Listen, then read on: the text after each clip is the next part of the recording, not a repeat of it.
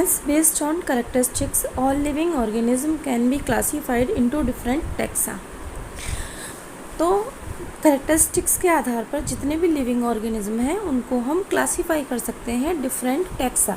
Taxa यानी कि groups या टैक्सोनॉमिक कैटेगरीज, या सिंपल हम कह सकते हैं कैटेगरीज. यानी कैरेक्टरिस्टिक्स के आधार पर हम सभी लिविंग ऑर्गेनिज्म को अलग अलग कैटेगरीज में डिवाइड कर सकते हैं. This process of classification is taxonomy. और इस प्रक्रिया को, क्लासिफिकेशन की इस प्रक्रिया को हम टैक्सोनॉमी कहते हैं. एक्सटर्नल एंड इंटरनल स्ट्रक्चर, बाहरी और आंतरिक structure, along with the structure of cell. किसके साथ साथ में? सेल के स्ट्रक्चर. कि कोई भी पर्टिकुलर ऑर्गेनिज्म है तो उस ऑर्गेनिज्म की जो सेल्स हैं, बॉडी की जो सेल्स हैं, उनका पर्टिकुलर क्या स्ट्रक्चर है, क्या उन सेल्स की विशेषता है. Development, just a minute. Process and ecological information of organism are essential and form the basis of modern taxonomic studies.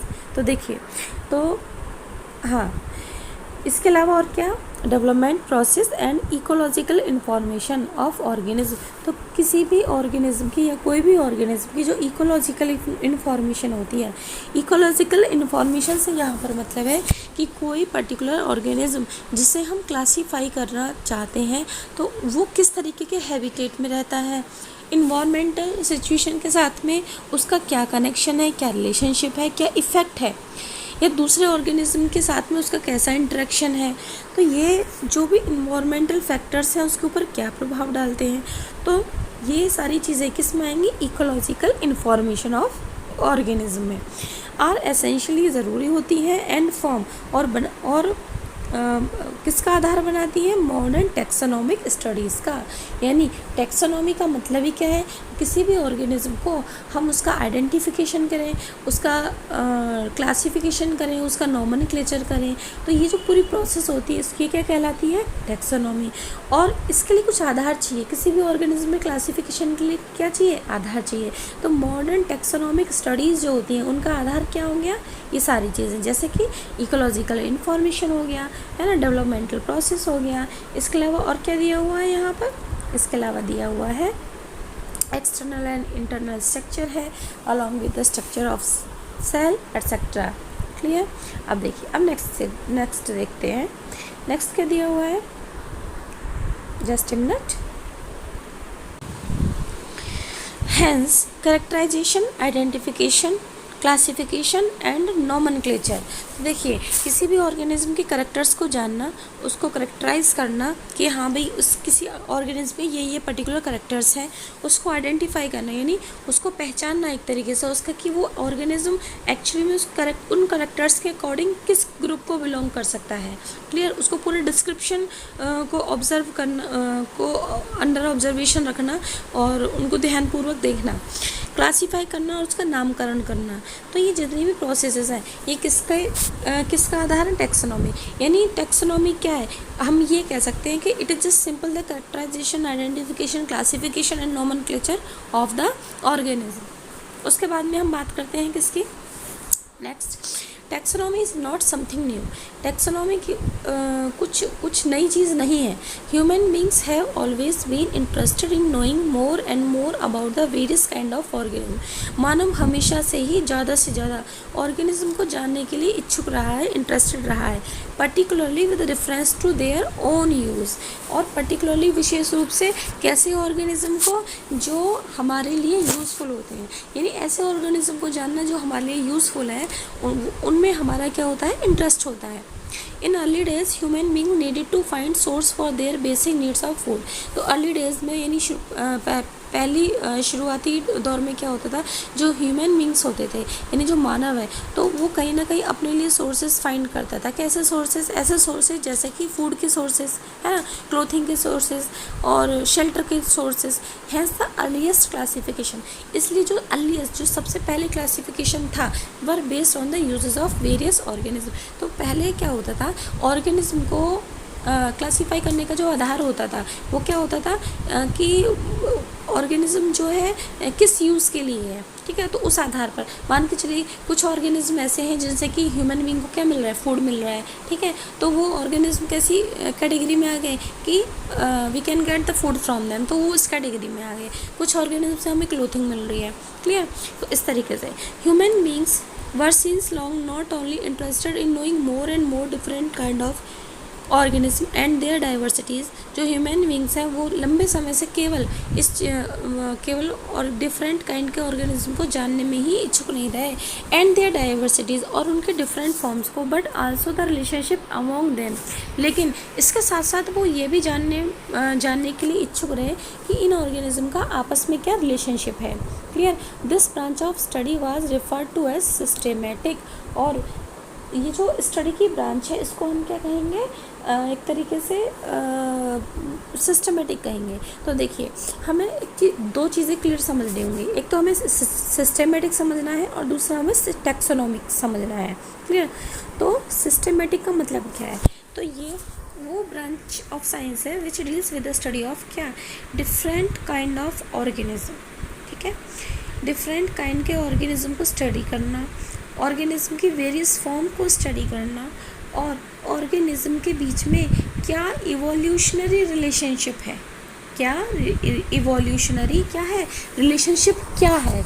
तो इस तरीके की जो स्टडी है, ऑर्गेनिज्म को स्टडी करना, उनके बीच के इवोल्यूशनरी रिलेशनशिप को स्टडी करना, तो ये किसके अंदर आएगा, ये आएगा सिस्टमेटिक के अंदर, ये आएगा किसके अंदर, सिस्टमेटिक के अंदर, clear. The word systematic is drive from the Latin word systema. ये जो वर्ड है क्या, सिस्टमेटिक, ये कहाँ से ड्राइव किया गया है, कौन सी भाषा से, लैटिन भाषा से ड्राइव किया गया है क्या। और लैटिन भाषा में एक शब्द होता है systema, which means systematic arrangement of organism, कि ऑर्गेनिज्म को सिस्टमेटिक तरीके से अरेंज करना, clear. Linnaeus used systema naturae as the title of his publication. तो देखिए कैरोलस लिनियस की एक बुक थी, ठीक है, और उस बुक को उन्होंने उस बुक का टाइटल क्या था, सिस्टीमा नेचर, ठीक है। The scope of systematic was later enlarged to include. अब देखिए अब क्या हुआ, सिस्टमेटिक का जो स्कोप है, यानी सिस्टमेटिक का जो दायरा है, तो वो थोड़ा सा बढ़ा दिया गया, ठीक है। इस ब्रांच ऑफ बायोलॉजी का जो क्या कहते हैं दायरा, वो बढ़ा दिया। कैसे, उसमें सिस्टमेटिक्स में और क्या इंक्लूड कर दिया, आइडेंटिफिकेशन इंक्लूड कर दिया, नॉमेनक्लेचर इंक्लूड कर दिया, एंड क्लासिफिकेशन इंक्लूड कर दिया, यानी कहीं ना कहीं टेक्सोनॉमी को क्या कर दिया, इसमें इंक्लूड कर दिया। Systematics takes into account evolutionary relationship between organism. तो सिस्टमेटिक्स क्या करता है, इवोल्यूशनरी रिलेशनशिप, ऑर्गेनिज्म के बीच में क्या इवोल्यूशनरी रिलेशनशिप है उसको स्टडी करना, वो किसके अंदर आएगा, सिस्टमेटिक के अंदर आएगा। अब हम बात करते हैं किसकी, टैक्सोनॉमिक कैटेगरीज की। तो देखिए classification is not a single step process, कि भी ऑर्गेनिज्म को क्लासीफाई करना वो कोई एक सिंगल स्टेप प्रोसेस नहीं है, but involves hierarchy of steps. लेकिन ये क्या, एक पूरी एक हियरार्की है, किसकी, स्टेप्स की, यानी एक के बाद एक स्टेप्स हैं, ठीक है। इन विच, जिसमें कि हर एक जो स्टेप है, ईच स्टेप रिप्रेजेंट्स एक रैंक और एक कैटेगरी।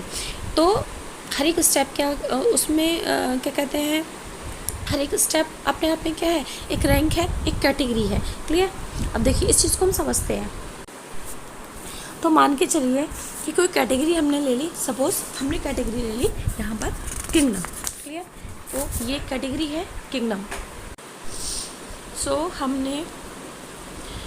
यहाँ पर ले लेते हैं क्या, किंगडम, क्लियर। अब देखिए किंगडम एक रैंक कह सकते हो उसको, आप इसको एक कैटेगरी कह सकते हो, क्लियर। तो हियरार्की ऑफ कैटेगरी, ये हियरार्की ऑफ रैंक्स से मतलब क्या है कि कोई एक कैटेगरी है किंगडम, अब इसके अंदर दूसरी कैटेगरीज आती हैं, ठीक है। इसके अंदर क्या आता है, सपोज इसके अंदर कौन सी कैटेगरी आती है, फाइलम, ठीक है। फाइलम के अंदर कोई दूसरी कैटेगरी आएगी जैसे कि क्लास के अंदर दूसरी कैटेगरी आएगी जैसे कि ऑर्डर। अब देखिए कौन सी कैटेगरी, सबसे ऊपर वाली जो कैटेगरी है, ठीक है, इसके अंदर फाइलम यानी एक फाइलम, और फाइलम्स यानी एक से ज़्यादा फाइलम्स। इसके अंदर क्या, एक से ज़्यादा फाइलम्स आएंगे, क्लियर।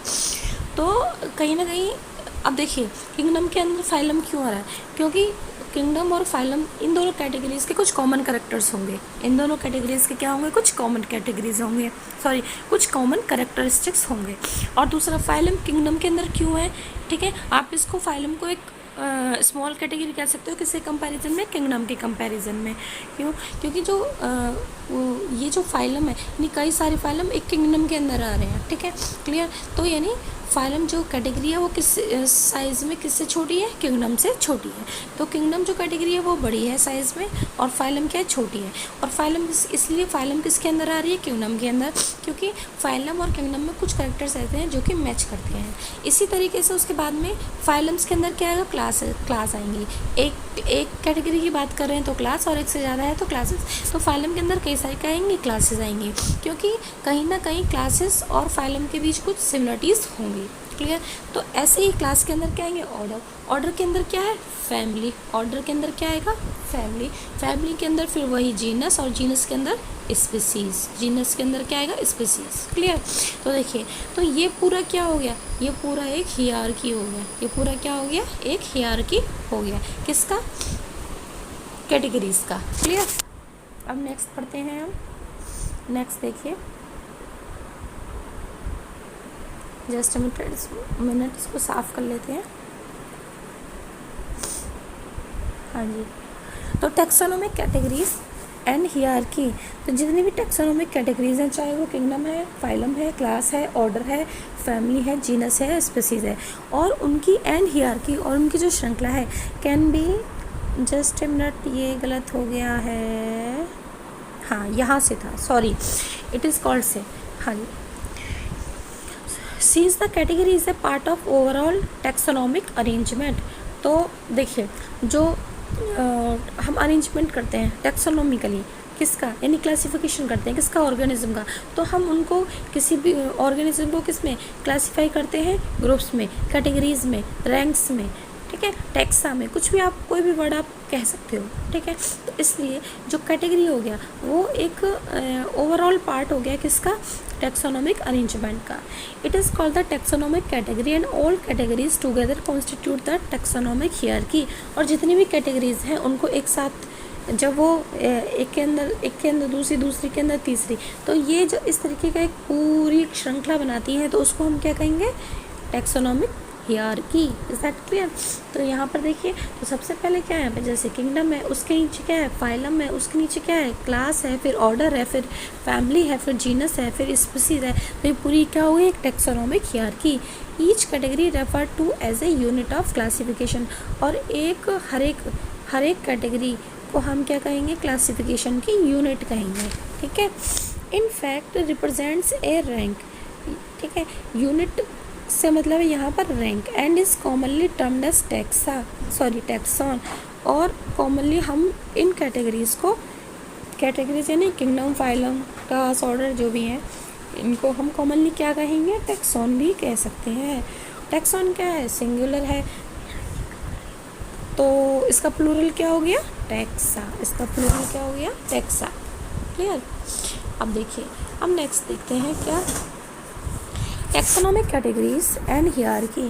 तो जो भी जितनी भी टैक्सोनॉमिक कैटेगरीज हैं और उनकी जो हियरार्की है, उनकी जो श्रृंखला है, ठीक है, can be illustrated bye an example. तो उनको हम एक एग्जाम्पल की सहायता से इलस्ट्रेट कर सकते हैं। देखिए कैसे, insects represent a group of organism sharing common features like 3 pair of jointed legs. तो देखिए इंसेक्ट एक ग्रुप को रिप्रेजेंट करते हैं, यानी इंसेक्ट्स क्या है, इंसेक्ट एक ग्रुप का नाम है ना। कैसे ग्रुप का नाम है, ऐसे ग्रुप का नाम जिसके अंदर ऐसे एनिमल, ऐसे ऑर्गेनिज्म आएंगे जिनके पास में क्या है, 3 पेयर ऑफ जॉइंटेड लेग्स हैं, clear. It means insects are recognizable concrete objects which can be classified. इसका मतलब क्या हुआ कि जो इंसेक्ट्स हैं, ठीक है, तो वो कहीं ना कहीं मूर्त रूप से एक ऐसे ऑब्जेक्ट है रिकॉग्नाइजेबल, जिन्हें हम रिकॉग्नाइज कर सकते हैं। क्यों, क्योंकि हम देखेंगे किसी भी इंसेक्ट को उड़ते हुए, हम सबसे पहले क्या देखेंगे, हम देखेंगे कि उसके पास में 3 पेयर ऑफ जॉइंटेड लेग्स हैं या नहीं है, ठीक है, विच कैन बी क्लासीफाइड एंड दस वर गिवन ए रैंक और कैटेगरी। तो इनको हमने क्लासीफाई कर दिया और इनको हमने एक कैटेगरी दे दी, इंसेक्ट को एक कैटेगरी दे दी, क्या, insect he they the, clear. Can you name other such group of organism, क्या तुम किसी दूसरे ऐसे ग्रुप का नाम, ऑर्गेनिज्म के ग्रुप का नाम बता सकते हो? रिमेंबर, ग्रुप रिप्रेजेंट कैटेगरी, याद रखना जो ग्रुप्स होते हैं वो क्या रिप्रेजेंट करते हैं? उसी कैटेगरी को। कैटेगरी फर्दर डिनोट्स रैंक, और कैटेगरी किसको डिनोट करती है? रैंक को। ठीक है, तो देखिए यहाँ पर कहने का मतलब ये है कि हम कुछ भी बोलें, चाहे हम क्या बोलते हैं? रैंक बोलें। क्या बोले? रैंक बोलें। चाहे हम टैक्सॉन बोलें, चाहे हम कैटेगरी बोलें, चाहे हम टैक्सोनॉमिक कैटेगरी बोलें, चाहे हम ग्रुप बोलें। क्या बोलें? ग्रुप बोलें। ठीक है, तो इन सब का मतलब एक ही है। इन सब का मतलब क्या है? एक ही है। क्लियर? हाँ जी। These taxonomic groups categories are distinct biological entities। तो ये क्या है? ये बिल्कुल डिस्टिंक्ट यानी बिल्कुल अलग अलग डिफरेंट बायोलॉजिकल एंटिटीज़ हैं and not merely morphological aggregates. ये केवल मॉर्फोलॉजिकली, कोई ग्रुप, कोई एग्रीगेट्स नहीं है, कोई ग्रुप नहीं है। ये क्या है? तो देखिए जैसे हमने कहा इंसेक्ट, तो इंसेक्ट हम सिर्फ इंसेक्ट जब हमने सुना तो हमारे दिमाग में क्या आएगा? मच्छर, मक्खी। ये तो ये तो क्या हो गए? कॉन्क्रीट ऑब्जेक्ट हो गए, यानी ऐसी चीज़ें जिनको हम देख सकते हैं, जिनको हम छू सकते हैं, पकड़ सकते हैं। मच्छर को देख सकते हैं, छू सकते हैं, पकड़ सकते हैं, लेकिन मच्छर क्या? एक इंसेक्ट है। ठीक है, तो मच्छर जो एक इंसेक्ट है तो उसको, तो हमने ग्रुप का नाम भी क्या दे दिया? हमने इंसेक्ट ही दे दिया। क्या दे दिया? हमने इंसेक्ट ही दे दिया। ठीक है, तो हम क्या करेंगे कि भाई हाँ, इस ग्रुप में, इंसेक्ट ग्रुप में वो सभी ऑर्गेनिज्म होंगे जिनके पास में 3 पेयर ऑफ जॉइंटेड एग्स होंगे। क्लियर? तो जो कैटेगरीज होती हैं वो सिर्फ ऐसा नहीं है कि हाँ हमने देखी, छुई और हमने बता दिया कि हाँ भाई ये, तो कैटेगरीज जो है ग्रुप का नाम भी है। सॉरी, क्या कहते हैं, जो टैक्सोनॉमिक ग्रुप है या कैटेगरीज है वो क्या है? डिस्टिंक्ट बायोलॉजिकल एंटिटीज़ है। ठीक है, वो केवल देखने छूने की चीज़ नहीं है कि हाँ भाई केवल देखा छुआ और हो गया, नहीं। ठीक है, taxonomical studies of all organism have to led to development of common categories such as क्या? किंगडम, फाइलम और डिवीज़न। ठीक है, देखिए फाइलम जहाँ जब एनिमल की बात होती है तो फाइलम वर्ड यूज़ करते हैं, और जब किसकी? प्लांट की बात होती है तो हम डिवीज़न वर्ड यूज़ करते हैं। Class, order, family, genus and species. देखिए, तो taxonomical studies of all non organism, तो जितने भी सभी ऑल ऑर्गेनिज्म की जो टैक्सोनॉमिकल स्टडीज़ हमने की, तो जब हमने इन सभी ऑर्गेनिज्म को स्टडी किया, टैक्सोनॉमिकली उनको हमने क्या किया? स्टडी किया, तो कहीं ना कहीं हम कई सारी कैटेगरीज़ का डेवलपमेंट कर पाए। जैसे कि किंगडम एक कैटेगरी हमने बना ली, हमने फाइलम कैटेगरी बना ली, डिवीज़न बना ली प्लांट्स के लिए, क्लास बना ली, ऑर्डर बना ली, फैमिली और जीनस, इस तरीके से। All organism including those in the plant and animal kingdom have species as the lowest category. तो जितने भी ऑर्गेनिज्म हैं, चाहे वो प्लांट हो या एनिमल हो, उन सब में सबसे जो छोटी कैटेगरी है, जो सबसे लोअर लेवल की कैटेगरी है, वो क्या होती है? स्पीसीज होती है। Now the question you may ask is how to place an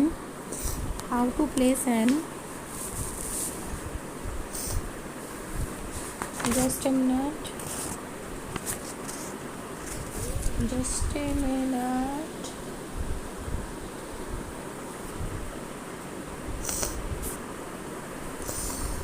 how to place कहाँ गया?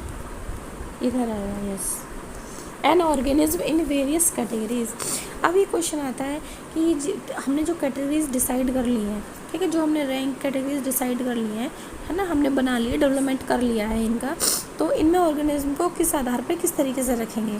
The basic requirement is the knowledge of character of an individual और ग्रुप ऑफ ऑर्गेनिज्म। तो जो सबसे छोटी, सबसे बेसिक रिक्वायरमेंट है, सबसे पहली रिक्वायरमेंट है, वो क्या है कि हमें या तो इंडिविजुअल किसी ऑर्गेनिज्म की या ग्रुप ऑफ ऑर्गेनिज्म की हमें उसके बारे में बेसिक नॉलेज होनी चाहिए, उसके करेक्टरिस्टिक्स के बारे में हमें क्या होनी चाहिए? नॉलेज होनी चाहिए। This helps in identifying similarities and dissimilarities among the individuals of the same kind of organism as well as of the other kind of organism. और इससे हमें किस में सहायता मिलेगी? ये जानने में, पहचानने में कि क्या सिमिलरिटीज़ है, क्या समानताएं हैं, क्या असमानताएं हैं। ठीक है, among the individual of the same kind of organism, कि एक ही तरह के जो ऑर्गेनिज्म है, एक ही तरह के ऑर्गेनिज्म के बीच में या दो अलग अलग ऑर्गेनिज्म के बीच में क्या डिफरेंसेस हैं, क्या सिमिलरिटीज़ हैं। क्लियर। अब नेक्स्ट देखते हैं